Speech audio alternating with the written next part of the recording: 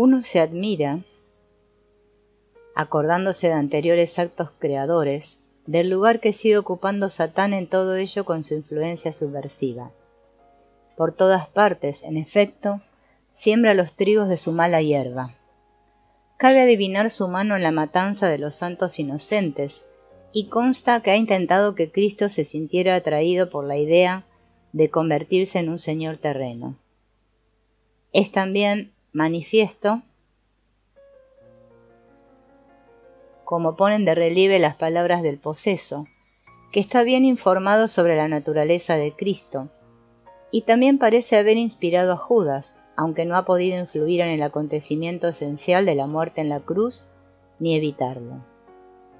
Su relativa ineficacia se debe sin duda por un lado a los cuidadosos preparativos que han rodeado el nacimiento de Dios, pero también por otro a un curioso suceso metafísico que fue percibido por Cristo. Cristo, en efecto, vio a Satanás caer del cielo como un rayo. Esta visión está relacionada con la inmersión en el tiempo de un hecho metafísico, la separación histórica definitiva de Yahvé y su Hijo Oscuro. Satán ha sido expulsado del cielo y ya no disfruta de la oportunidad de arrastrar a su padre a otras empresas dudosas.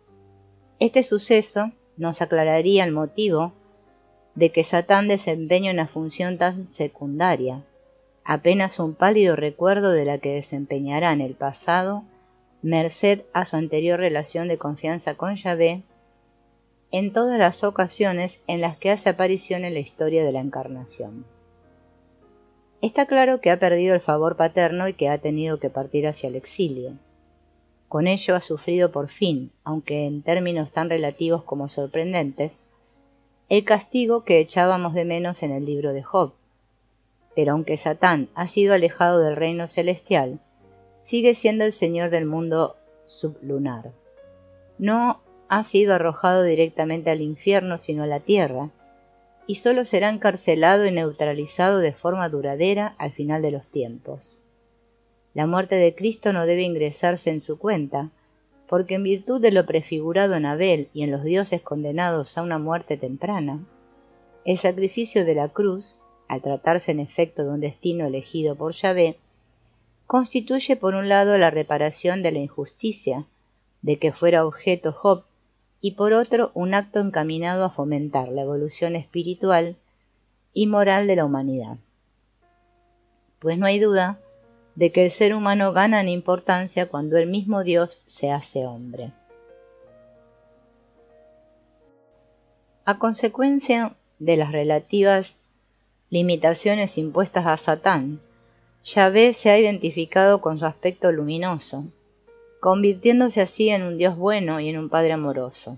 Sin duda, conserva todavía su ira y puede castigar, pero de hacerlo ya no lo hará injustamente.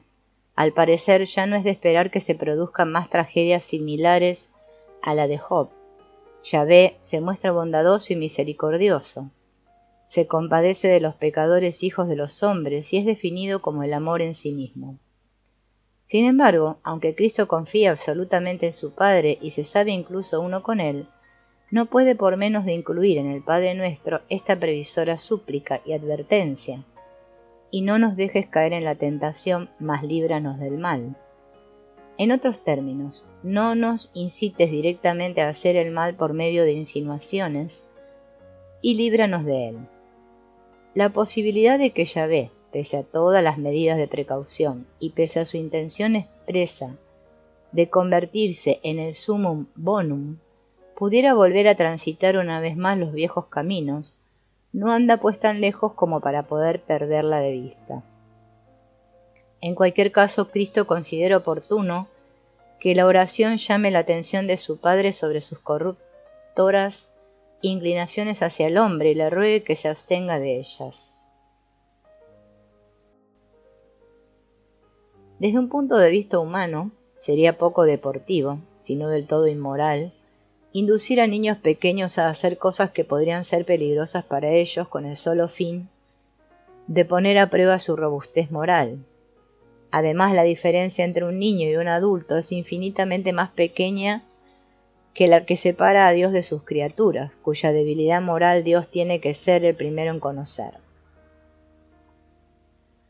La desproporción es en realidad tan grande que si esta súplica no figurara en el Padre Nuestro, sería preciso considerarla como una blasfemia, porque en esencia es del todo inaceptable atribuir al Dios del amor y al sumum bonum una inconsecuencia como esta. En realidad la sexta súplica del Padre Nuestro permite adivinar cosas muy profundas porque, a la vista de este hecho, la inmensa seguridad de Cristo en el carácter de su Padre se torna un tanto dudosa. Por desgracia, la experiencia nos dicta que las afirmaciones más positivas y categóricas hacen acto de presencia justamente allí donde quiere acabarse de una vez por todas con una ligera duda que hace notar su presencia en el trasfondo. A la postre, hay que confesar que esperar que un Dios, que desde el principio de los tiempos viene entregándose, junto a sus muchas larguezas, a ocasionales pero devastadores arrebatos de cólera, pudiera transformarse de pronto en la quintaesencia de la bondad, tiene muy poco de racional. Las dudas de Cristo a este respecto, inconfesas, pero no por ello menos manifiestas, se ven confirmadas una vez más en el Nuevo Testamento, y todavía más en concreto en el Apocalipsis de Juan, donde Yahvé se entrega de nuevo a un inaudito acceso de ira contra la humanidad, al que parecer no sobreviven más allá de unos 144.000 ejemplares. De hecho, supone todo un compromiso figurarse cómo cabría armonizar una reacción como esta con la conducta de un padre amoroso, del que lo que habría que esperar es que se consagrara por fin a la tarea de transfigurar su creación con paciencia y amor. En realidad todo parece indicar que el mismo intento por contribuir a la victoria definitiva y absoluta del bien desemboca necesariamente en un peligroso estancamiento del mal y como consecuencia en una catástrofe. Al lado del fin del mundo, la destrucción de Sodoma y Gomorra, y aún el individuo universal, son solo un juego de niños, porque en esta ocasión la sacada de sus goznes es la creación eterna. Puesto que Satán es primero encarcelado de forma temporal, luego vencido y finalmente arrojado al lago de fuego. La destrucción del mundo no puede ser obra del diablo, sino que constituye un act of God, sobre el que Satán no ejerce influjo alguno. El fin del mundo se ve precedido por la circunstancia de que ni tan siquiera la victoria del Hijo del Hombre, Cristo, sobre su hermano Satán, la devolución por Abel del golpe a Caín, es aún real y definitiva, porque antes de esperar una última y poderosa manifestación de Satán, era muy difícil suponer que éste fuese a aceptar con calma la encarnación de Dios en su Hijo Cristo. Esta encarnación tiene que haber exacerbado sus celos al máximo y despertado en él el deseo de imitar a Cristo, encarnando por su lado al Dios tenebroso. Este plan será llevado a cabo por medio de la figura de Anticristo y se pondrá en marcha a la conclusión del milenio predeterminado por la astrología y adscrito a la duración del reinado de Cristo, en el hecho de que se espere que los hechos vayan a seguir este curso. Una expectativa propia ya del Nuevo Testamento cobra expresión una duda en el carácter realmente definitivo o en la eficacia universal de la obra de la redención. Por desgracia hemos de decir que este tipo de esperas son revelaciones irreflexivas que en ningún lugar se han confrontado o siquiera armonizado con los demás aspectos de la doctrina de la salvación. Menciono los futuros sucesos apocalípticos con el único fin de ilustrar la duda expresada de forma indirecta en la sexta súplica del Padre Nuestro. Por el momento mi intención no es proponer una interpretación del Apocalipsis, cosa de la que no me ocuparé hasta más tarde, sino preguntarme por lo que ha sido de la encarnación de Dios después de la muerte de Cristo. Según viene enseñándosenos desde antiguo, la encarnación es un acontecimiento histórico único. No cabe esperar que se repita y tampoco que vaya a producirse una segunda revelación del Logos, pues ésta tuvo asimismo lugar por primera y última vez con la aparición del Dios encarnado hace ya casi 2000 años.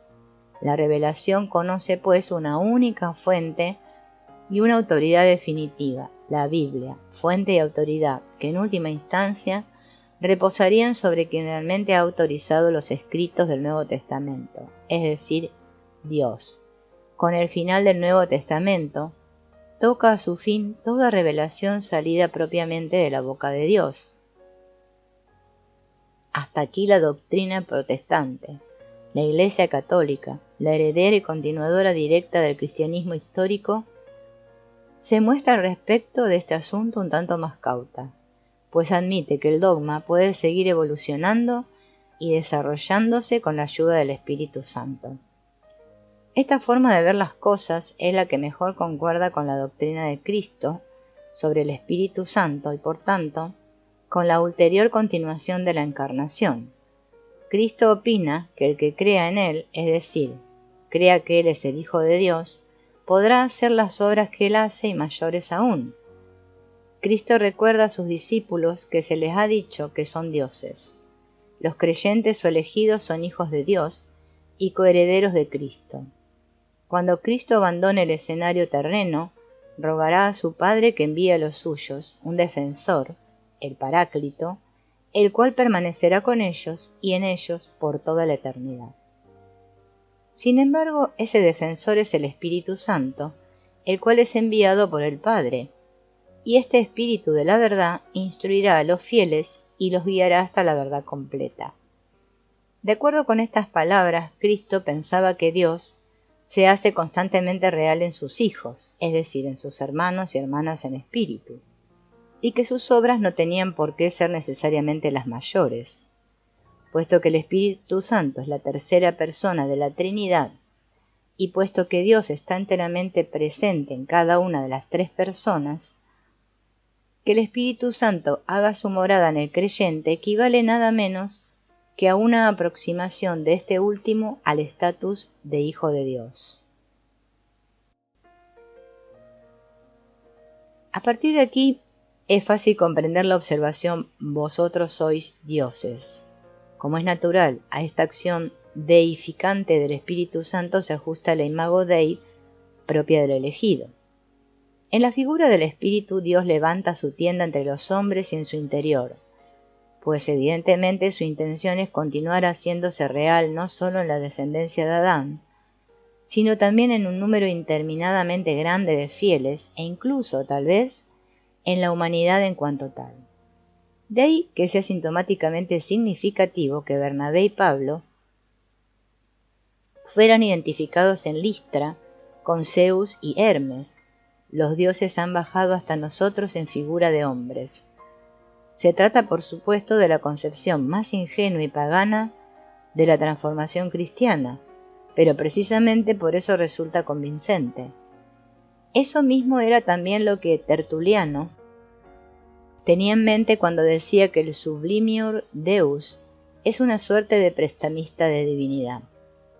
La encarnación de Dios en Cristo necesita continuación y complemento, porque Cristo, al haber sido concebido por partogénesis y libre de pecado, no fue un hombre empírico, sino, como se dice en Juan, una luz que brilló en las tinieblas, pero que las tinieblas no comprendieron. Cristo permaneció fuera y por encima de la humanidad real. En cambio, Job fue un hombre normal, y por ello, de acuerdo con la justicia divina, la injusticia de que se le hizo víctima, y en él a toda la humanidad, solo puede ser reparada por la encarnación de Dios en el hombre empírico. Este acto expiatorio es realizado por el Paráclito, porque así fue como el hombre sufre por Dios. Dios tiene también que sufrir por el hombre. De lo contrario no podría haber una reconciliación entre ambos. La acción continuada e inmediata del Espíritu Santo en los hombres, llamados a la filiación, equivale de facto a una encarnación que va paulatinamente acrecentándose. Cristo, es decir, el Hijo engendrado por Dios, es una primicia que se ve enseguida por un gran número de hermanos y hermanas nacidos después de él. Por supuesto, ni unos ni otras han sido engendrados por el Espíritu Santo, y ninguno de ellos ha nacido tampoco de una virgen. Pero aunque esto pueda perjudicar su estatus metafísico, su nacimiento meramente humano no pondrá en ningún caso en peligro su esperanza de disfrutar de una futura posición de honor en la corte celestial, al igual que tampoco introducirá restricciones en su capacidad para realizar maravillas. Su origen acaso inferior, en la especie de los mamíferos, no impide que los hombres puedan entrar en una relación de estrecho parentesco con Dios, su Padre, y Cristo, su hermano. En un sentido metafórico, están unidos a ellos incluso por lazos consanguíneos, pues se les ha concedido participar de la carne y la sangre de Cristo, lo cual supone bastante más que una simple adopción. Estos profundos cambios en el estatus humano son una consecuencia directa de la obra redentora de Cristo. La redención o salvación presenta diversos aspectos, y así el primero de ellos consiste en que el sacrificio de Cristo en la cruz opera la expiación de los pecados de la humanidad. La sangre de Cristo nos purifica de las malas consecuencias del pecado. Cristo reconcilia a los hombres con Dios y los libera de la maldición con que la cólera divina y la condenación eterna pesaban sobre ellos como una amenaza. De inmediato se advierte que ideas semejantes dan por supuesto que el Dios Padre sigue siendo Yahvé pronto a la cólera, al que por dicho motivo es preciso ofrendar sacrificios propiciatorios. La muerte atroz de su Hijo ha de desagraviarle de una ofensa. Ha sufrido un tort moral, revés moral, y a lo que verdaderamente se inclinaría es a entregarse a una terrible venganza. Aquí tropezamos una vez más con la desproporción existente entre un creador y unas criaturas que, para enojo del primero, jamás se comportan de acuerdo con sus expectativas. Es como si alguien preparara un cultivo bacteriano con el que no obtuviera los resultados apetecidos. Esta persona puede muy bien deshacerse en maldiciones por ello, pero no por eso buscará las causas de esos malos resultados en las bacterias, ni las castigará moralmente por dicho motivo. Lo que hará, antes al contrario, será seleccionar un más adecuado medio de cultivo. El comportamiento de Yahvé para con sus criaturas entra en contradicción con todas las exigencias de lo que se conoce como la razón divina, cuya posesión debería distinguir al hombre de los animales. A ello hay que añadir que el bacteriólogo puede muy bien equivocarse al seleccionar el medio de cultivo, pues en definitiva no es más que un hombre. En cambio Dios, en virtud de su omnisciencia, no podría equivocarse jamás tan pronto como la llamara a consultas. Es cierto que Dios ha dotado a sus criaturas humanas de un cierto grado de conciencia y por tanto de un grado correspondiente de libertad. Pero Dios no puede tampoco ignorar que con ello está exponiendo al hombre a la tentación de abandonarse a una peligrosa autonomía. Tal cosa no supondría un grave riesgo si el ser humano se relacionara únicamente con un creador bondadoso, pero Yahvé se olvida de su hijo Satán, si en ocasiones ni siquiera él ha escapado a sus argucias. ¿Cómo puede pensar que vaya a serlo un hombre con una conciencia tan reducida y un saber tan imperfecto? Además, Yahvé se olvida de que cuanto más conciencia posee un hombre, tanto más se aleja de sus instintos, gracias a los cuales puede hacerse siquiera un barrunto de la oculta sabiduría divina, y tanto más expuesto se halla a toda clase de oportunidades para equivocarse. El hombre no podrá jamás enfrentarse a la astucia de Satán, a menos que su creador pueda o quiera poner freno a este poderoso espíritu.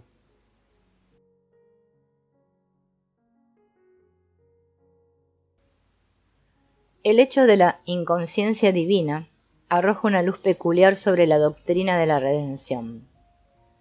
La humanidad no es en absoluto liberada de sus pecados, aun cuando uno sea bautizado conforme a las reglas y así purificado, sino del miedo a las consecuencias del pecado, es decir, a la cólera de Dios.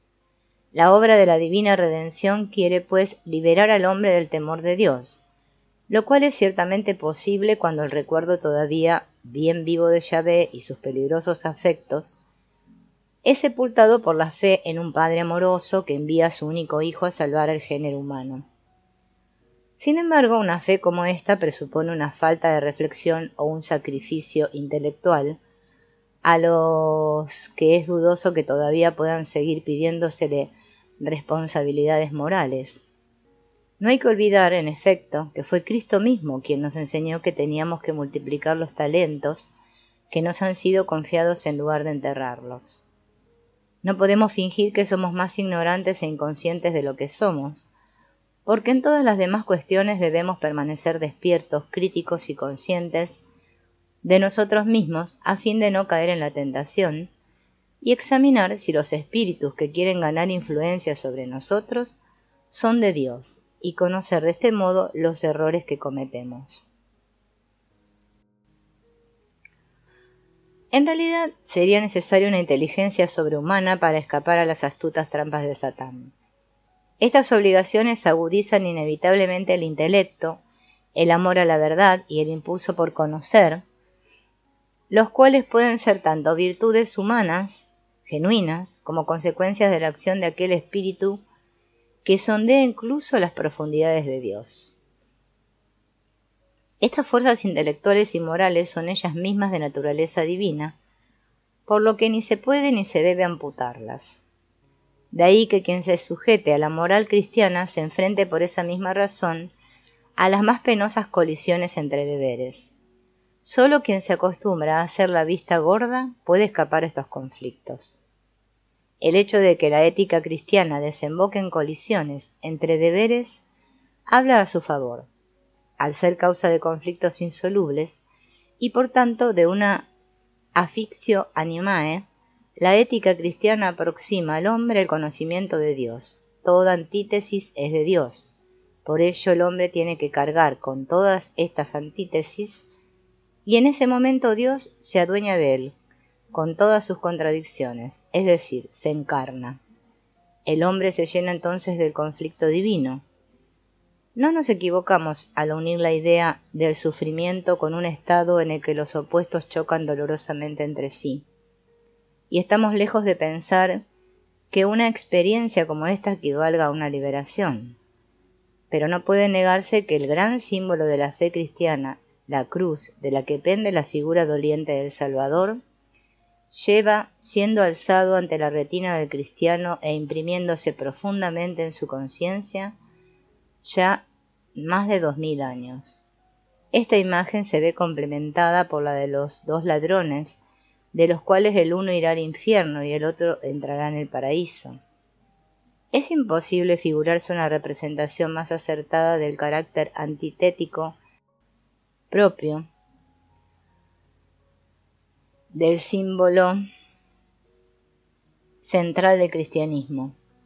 Sería difícil entender de qué modo podría equivaler a una liberación esta consecuencia inevitable de la psicología cristiana, si no fuera porque la toma de conciencia de la antítesis, pese a lo doloroso que dicho conocimiento pueda resultar, en un primer momento, acarrea consigo un sentimiento inmediato de liberación. Se trata por un lado de la liberación de un atormentado estado de sorda y desamparada inconsciencia, y por otro de la toma de conciencia de la contradicción divina, en la que el hombre puede participar dejándose atravesar por la espada separadora que es Cristo. En ese preciso instante, es decir, en el seno del conflicto más agudo y amenazador, si el cristiano no es quebrantado por ese conflicto y asume la carga de ser uno de los elegidos, tendrá la experiencia de haber sido liberado para la divinidad. De esta manera y nada más que de esta manera cobra realidad en él la imago Dei, la encarnación de Dios, la séptima de las súplicas del Padre Nuestro, mas líbranos del mal. Debe entonces entenderse en el mismo sentido que la súplica de Cristo en Getsemaní: si es posible que pase de mí este cáliz. En principio, en efecto, no parece que Dios tenga la intención de eximir al hombre del conflicto y por tanto del mal. Por ello, expresar este tipo de deseos es humano, pero estos no deben ser convertidos en un principio, porque tal cosa atentaría contra la voluntad divina y obedecería únicamente a la debilidad y al temor humanos. Con todo, este temor está en cierto modo justificado, porque para que el conflicto sea completo como tal conflicto, es preciso que existan dudas e incertidumbre al respecto de si la tarea no estaría exigiendo demasiado al hombre. Puesto que la imagen de Dios atraviesa la entera esfera humana y es representada de forma involuntaria por la humanidad, no sería inconcebible que el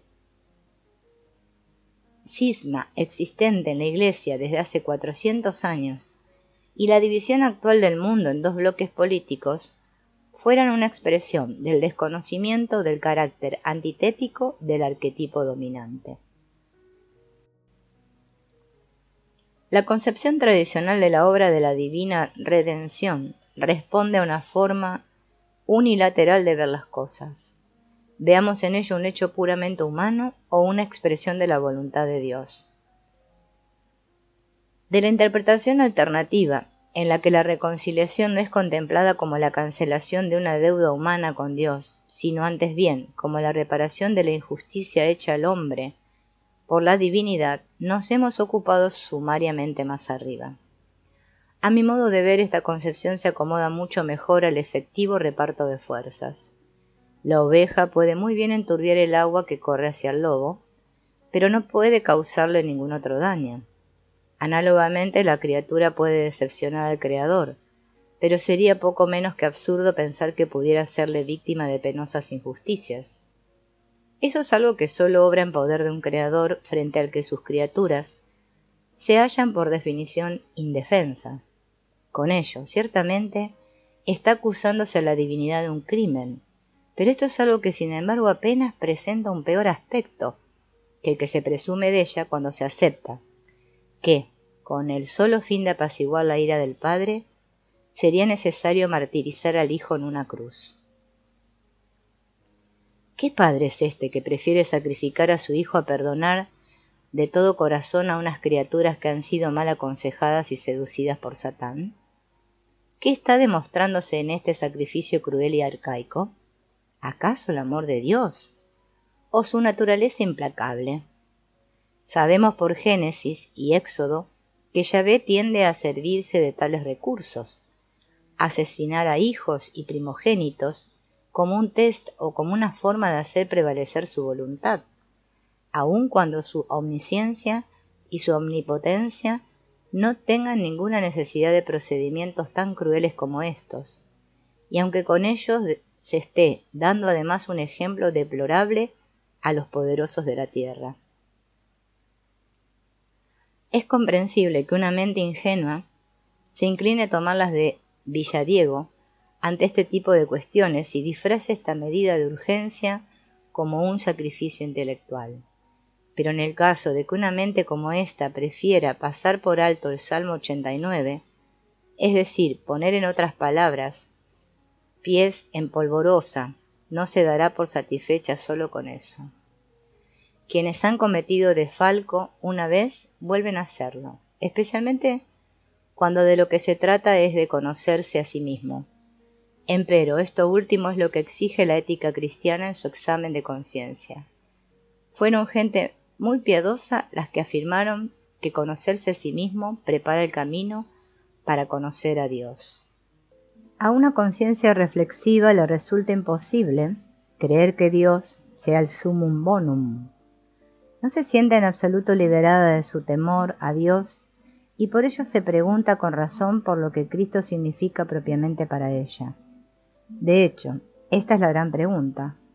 ¿Es posible interpretar hoy a Cristo? ¿O debe uno contentarse con la interpretación histórica?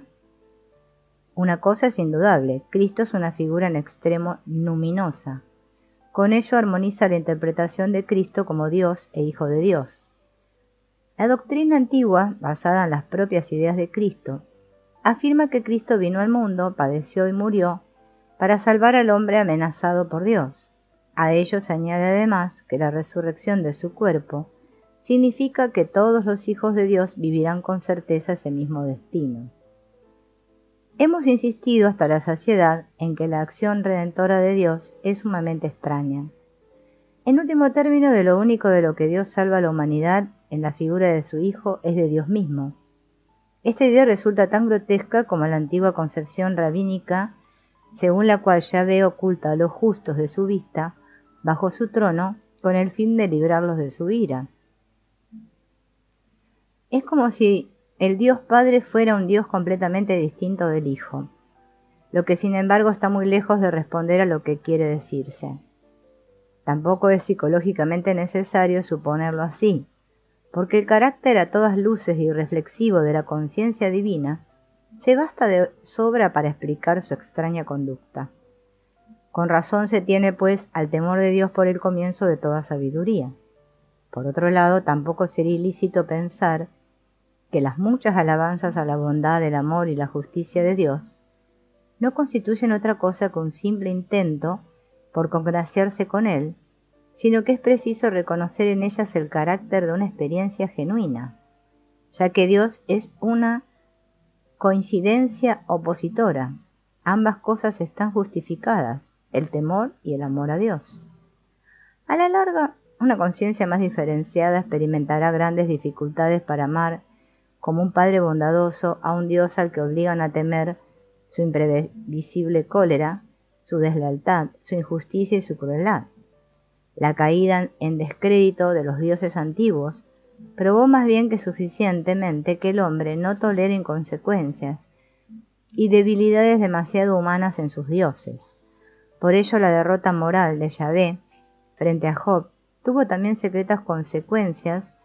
Por un lado, la involuntaria exaltación del hombre, por otro, una inquietud en lo inconsciente.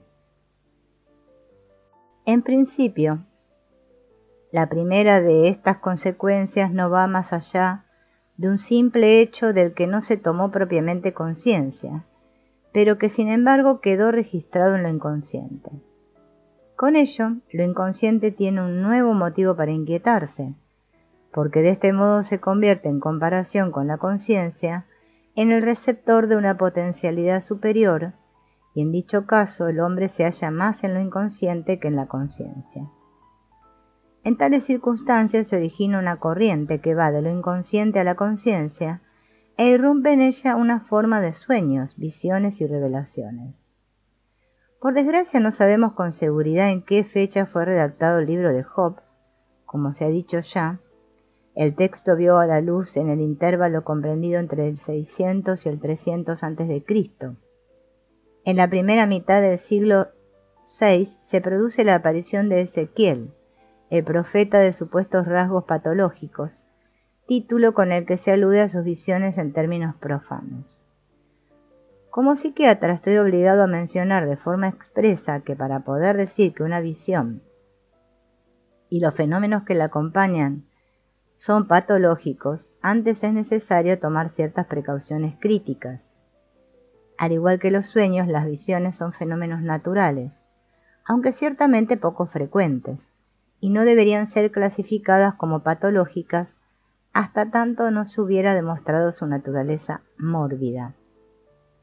Observadas desde un punto de vista rigurosamente clínico, las visiones de Ezequiel poseen una naturaleza arquetípica y carecen de toda distorsión mórbida. No hay ningún motivo para pensar que sea patológica. Son un síntoma de que por entonces la conciencia coexistía con un inconsciente en buena medida separado de ella. La primera de las grandes visiones de Ezequiel consiste en dos cuaternidades sintéticas y bien ordenadas, es decir, en dos presentaciones de la totalidad como las que podemos observar todavía hoy con suma frecuencia en fenómenos de carácter espontáneo. Su quinta esencia está representada por una figura de apariencia humana. Ezequiel ha contemplado aquí el contenido esencial de lo inconsciente, es decir, la idea del hombre superior ante el que Yahvé sucumbió moralmente y en el que deseó convertirse más tarde. Por las mismas fechas hizo aparición en la India Gautama Buda, nacido en 562 a.C., al que cabría considerar como un síntoma de la misma tendencia. Para Buda, la conciencia absolutamente diferenciada aventaja en dignidad incluso a los dioses supremos del panteón brahmico. Esta conclusión constituye una consecuencia lógica de la doctrina sobre el Purusha Atman y nace en la experiencia interna de la práctica del yoga. Ezequiel captó en un símbolo la aproximación de Yahvé al hombre. Job vivió sin duda este símbolo, pero probablemente sin llegar a saberlo, es decir, sin llegar propiamente a comprender que su conciencia era superior a la de Yahvé y que como consecuencia de ello Dios deseaba hacerse hombre. A ello se añade que con Ezequiel aparece por primera vez el título de Hijo del Hombre, con el que Yahvé se dirige de manera significativa al profeta, probablemente indicando que es un hijo del hombre entronizado, una prefiguración de la revelación en Cristo, la cual no tendrá lugar hasta mucho tiempo después. Por ello, los 4 serafines del trono divino se convirtieron, con toda razón, en los emblemas de los evangelistas, pues los serafines forman la cuaternidad, la cual es una expresión de la totalidad de Cristo, tal y como los evangelios representan las 4 columnas de su trono. La inquietud de lo inconsciente prosiguió a lo largo de varios siglos.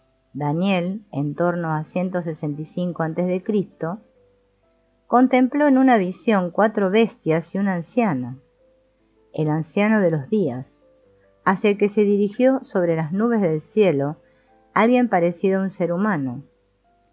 Aquí el Hijo del Hombre ya no está encarnado por el profeta, sino, independientemente de él, por un hijo del anciano. A este hijo le compete la tarea de rejuvenecer al Padre. Mayores son los detalles en que abunda una obra que vio la luz en torno a 100 años antes de Cristo, el libro de Enoc. Este libro nos brinda una pormenorizada descripción de esa prefiguradora irrupción de los hijos de Dios en el mundo de los hombres, a la que se conoce con el nombre de caída de los ángeles. Mientras que de acuerdo con el Génesis, Yahvé resolvió por aquellos días que su espíritu ya no permanecería. Como hasta entonces varios cientos de años en el hombre, los hijos de Dios se enamoraron de las hermosas hijas de los hombres. Este acontecimiento tuvo lugar en los días de los gigantes. El libro de Enoc cuenta que tras haberse conjurado entre sí, 200 ángeles descendieron a la tierra acaudillados por Semyasa, donde tomaron por esposas a las hijas de los hombres y engendraron con ellas gigantes de 3000 codos de altura. Los ángeles, entre los cuales destacaba especialmente Azazel, enseñaron a los hombres las ciencias y las artes, y demostraron ser elementos singularmente evolucionados que ampliaron y desarrollaron la conciencia humana de manera análoga a como el malvado Caín había encarnado ya el progreso frente a Abel. De este modo los ángeles engrandecieron la significación del hombre hasta hacer de él algo gigantesco, aspecto en el que se insinúa que la conciencia cultural de la época fue víctima de una inflación. Una inflación, sin embargo, está siempre amenazada por un contragolpe de lo inconsciente. Y este contragolpe se verificó también poco después en la figura del diluvio. Pero antes de ello, los gigantes consumieron el producto de los hombres y empezaron acto seguido a devorar a los mismos seres humanos, al par que estos devoraban por su parte a los animales, de suerte que por fin la tierra se quejó de los inicuos. La invasión de los hijos de Dios en el mundo de los hombres tuvo, pues, graves consecuencias, las cuales hacen tanto más comprensibles las medidas cautelosas adoptadas por Yahvé con anterioridad a su propia aparición en el mundo de los hombres. El hombre en efecto estaba muy lejos de hallarse a la altura del irresistible poder divino. Llegados aquí resulta extremadamente interesante observar la manera en que Yahvé se conduce en la presente situación. Como pone de manifiesto el draconiano juicio posterior, lo sucedido no ha constituido ni mucho menos un afer sin importancia en la economía celeste, pues lo cierto es que el número de hijos de Dios que han abandonado el reino paterno para experimentar por su cuenta con el mundo de los hombres asciende a nada más y nada menos que 200. Es de suponer que semejante salida masiva tendría que haber sido percibida de inmediato, eso sin tener siquiera en cuenta la omnisciencia divina. Pero nada ni remotamente parecido sucede. Tan solo cuando los gigantes, engendrados hace tiempo, se hallaban ya entregados a la tarea de dar muerte y devorar a los hombres, llegaron a oídos de 4 arcángeles, como por casualidad, los lamentos humanos, saliendo por fin a la luz lo que estaba sucediendo en la tierra. En realidad, uno no sabe de qué tendría que sorprenderse más, si de la relajada organización de los coros angélicos o del defectuoso conocimiento que tiene el cielo de los asuntos humanos. Sea como fuere, en esta ocasión los arcángeles se sintieron obligados a comparecer ante Dios y dirigirse a Él con las siguientes palabras: todo ante ti está abierto y explícito. Tú lo ves todo y nada hay que pueda ocultársete. Tú has visto lo que ha hecho Azazel al enseñar toda clase de iniquidad por la tierra y difundir los misterios eternos que se realizaban en los cielos. Senyaza, a quien tú has dado poder para regir a los que están junto con él, ha enseñado conjuros.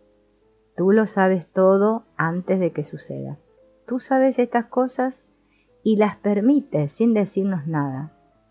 ¿Qué es lo que tenemos que hacer con ellos? O bien lo antedicho es falso, o bien Yahvé no ha sacado incomprensiblemente conclusión alguna de su omnisciencia, o bien los ángeles han de recordarle que una vez más ha preferido no saber nada de esta última. Sea como fueren, tras la intervención angélica, se desencadena por fin una venganza de grandes proporciones, aunque no un castigo propiamente justo, pues de inmediato Yahvé hace perecer ahogados a todos los vivientes, con la sola excepción de Noé y sus familiares.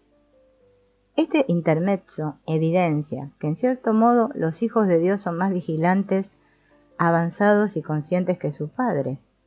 Este hecho debe llevarnos a estimar en un todavía más alto grado la posterior transformación de Yahvé. Los preparativos de su encarnación, en efecto, transmiten la impresión de que Yahvé ha aprendido de la experiencia y se ha puesto manos a la obra con mayor celo que antes. A este acrecentamiento de su conciencia contribuye sin duda el recuerdo de la Sofía. En paralelo, la revelación de la estructura metafísica se torna también más explícita.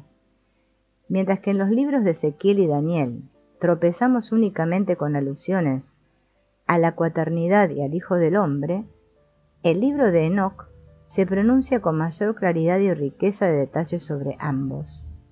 El inframundo, una suerte de Hades, está dividido en 4 cavidades destinadas a albergar a los espíritus de los muertos hasta el día del juicio final. 3 de estas cavidades son oscuras, pero la cuarta es luminosa y contiene una fuente de agua viva sobre la que hay una luz. En ella se encuentran las almas de los justos.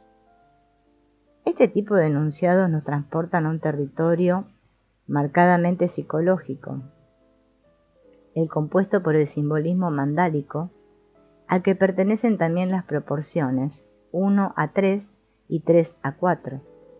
El Hades cuatripartito de Enoc se corresponde con una cuaternidad ctónica, y de ella siempre es lícito suponer que se halla en contraposición con una cuaternidad neumática o celeste. En la alquimia, la primera se corresponde con el cuaternio de los elementos, y la segunda con el aspecto cuádruple, es decir, global, de la divinidad, como muestran, por ejemplo, los casos de Barbeló, Colorbás, Mercurius, Quadratus o los dioses de 4 rostros. De hecho, Enoc contempla los 4 rostros de Dios. 3 de ellos se entretienen en alabanzas, oraciones y súplicas, pero el cuarto expulsaba a los satanes y les impedía llegar hasta donde se encontraba el Señor de los espíritus para acusar a los que moran en la tierra. La visión representa una esencial diferenciación en la imagen divina. Dios tiene 4 rostros, o 4 rostros angélicos, es decir, 4 hipóstasis o emanaciones, de las cuales la primera, en armonía con lo que hemos señalado antes, se dedica exclusivamente a mantener alejado de Dios al más antiguo de sus hijos, el Satán, que se ha transformado en una multiplicidad, y evitar que se produzcan más experimentos como realizado en el libro de Job.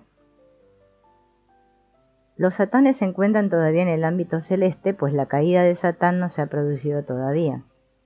Las proporciones arriba mencionadas también se hallan insinuadas aquí, pues 3 de los ángeles desempeñan funciones sacras, es decir, benéficas, mientras que el cuarto es belicoso, ya que ha de expulsar a Satán.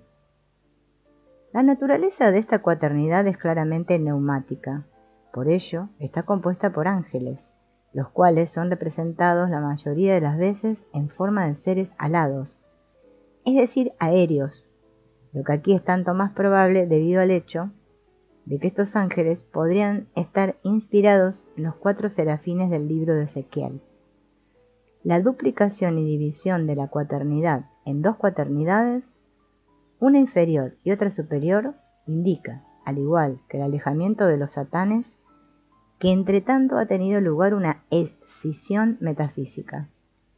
Pero la escisión pleromática es síntoma, por su parte, de una escisión mucho más profunda en la voluntad divina. El Padre quiere devenir hijo. Dios quiere hacerse hombre. El amoral quiere llegar a ser exclusivamente bueno. Y el inconsciente quiere tornarse consciente y asumir responsabilidades. Sin embargo, todo ello aún in statu nascendi. Lo inconsciente de Enoc se muestra extraordinariamente inquieto ante todas estas cosas y manifiesta sus contenidos en forma de visiones apocalípticas. Además, induce a Enoc a realizar una peregrinación, un viaje por los 4 puntos cardinales y el centro de la Tierra, con lo que la misma trayectoria seguida por Enoc dibuja un mandala, tal y como sucederá más tarde en los viajes de los filósofos alquímicos y en las fantasías correspondientes de nuestro inconsciente moderno.